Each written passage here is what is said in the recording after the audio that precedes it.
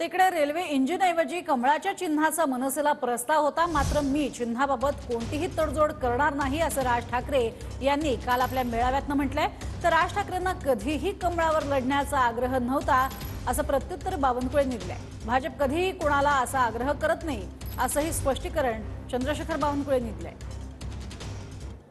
मी शेवटचा जागा वाटपाच्या चर्चेला जो बसलो होतो 1995 साली,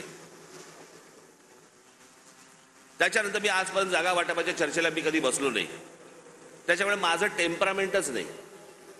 2 तू घे, 4 मला दे, मग ही नको, ती तू घे, तू ही घे, मग मला इथे सरकव, मग ह्याला इथे।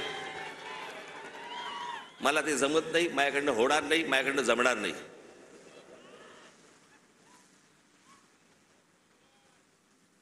मग मला सांगितलं आमच्या निशाणीवरती लढा। हे रेल्वे इंजिन आहे ना, हे तुमच्या कष्टाने कमवलेलं चिन्ह आहे।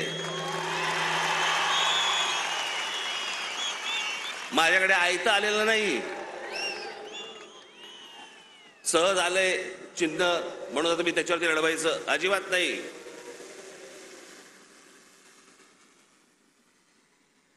चिन्हावरती कॉम्प्रोमाइज होणार नाही। कधीही कमळावरचा आग्रह नव्हता। मी पक्षाचा अध्यक्ष आहे, त्यांनी कधीही अशी भूमिका आम्ही मांडली नाही, तेही स्वीकारणार नाही, कारण ते एका मोठ्या पक्षाचे अध्यक्ष आहेत।